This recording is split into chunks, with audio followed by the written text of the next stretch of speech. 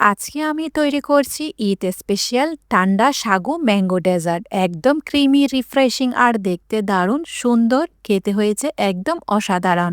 একদম অল্প উপকরণে যে কেউ বানিয়ে নিতে পারবেন এই সাগু ম্যাঙ্গো ডেজার্টটি।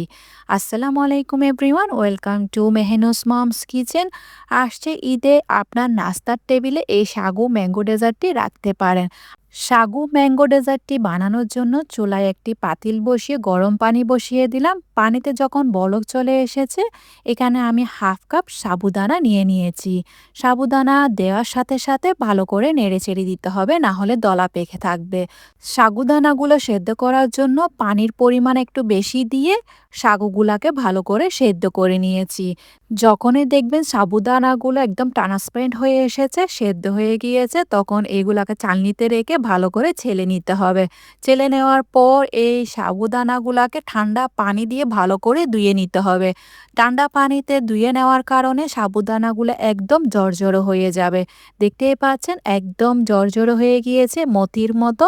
এগুলাকে আমি একপাশে রেখে দিচ্ছি পরবর্তী ইউজের জন্য। একটি বোলে আমি এখানে নিয়ে নিলাম 2 টেবিল স্পুন তুকমা দানা বা সাবজা সিডও বলা হয়। হাফ কাপ পানি দিয়ে এই তুকমা দানাগুলাকে আমি ভিজিয়ে রাখবো 10 থেকে 15 মিনিটের জন্য। তুকমা দানাগুলো ভিজতে থাক, এদিকে আমি নিয়ে নিলাম পাকা আম।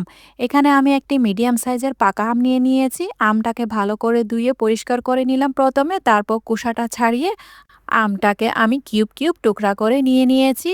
টুকরা করে নিয়ে নেওয়ার পর একটি ব্লেন্ডার জার নিয়ে নিলাম। ব্লেন্ডার জারের মধ্যে টুকরা আমগুলা দিয়ে দিয়েছি। আপনারা যদি চান এখানে পরিমাণে আর একটু বেশিও নিতে পারেন পাকা আমটা।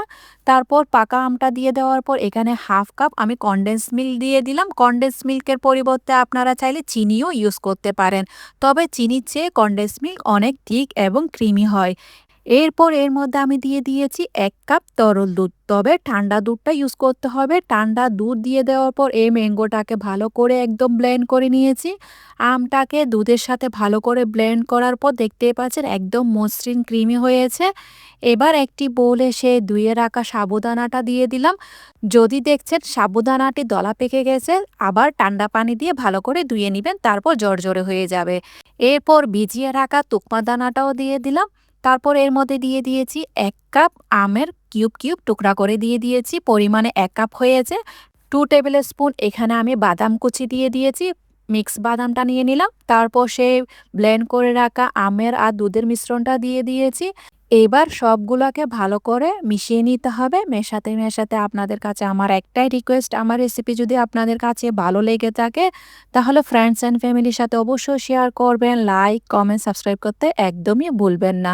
আমার মেশানো হয়েছে, দেখতেই পাচ্ছেন কতটা ক্রিমি হয়েছে এই সাগু ম্যাঙ্গো ডেজার্টটি। আপনারা আসছে ঈদে অবশ্যই অবশ্যই ট্রাই করবেন আর আমাকে কমেন্টে জানাবেন কেমন হয়েছে। এই সাগু ম্যাঙ্গো ডেজার্টটি আমি গ্লাসের মধ্যে সার্ভ করে নিচ্ছি। আপনারা চাইলে ছোট ছোট বাটির মধ্যেও সার্ভ করে নিতে পারেন। উপরে আমি ম্যাঙ্গো স্লাইস দিয়ে পরিবেশন করে নিচ্ছি। এরপর উপর দিয়ে আমি কিছুটা বাদাম কুচি দিয়ে পরিবেশন করে নিয়েছি। এখানে সম্পূর্ণ ডিজাইন বা পরিবেশনটা আপনারা আপনাদের পছন্দ অনুযায়ী করে নেবেন। এই ছিল আজকের ঈদ স্পেশাল সাগু ম্যাঙ্গো ডেজার্ট। আশা করছি রেসিপিটা আপনাদের ভালো লেগেছে। বিশ্বাস করুন এই ডেজার্টটি খেতে যেমন অসাধারণ হয়েছে, আপনারা না খেলে না বানিয়ে বুঝতেই পারবেন না। আজকে তাহলে এ পর্যন্ত, দেখা হচ্ছে নতুন আরেকটি রেসিপি নিয়ে। সে পর্যন্ত ভালো থাকবেন, সুস্থ থাকবেন, আমার জন্য দোয়া করবেন।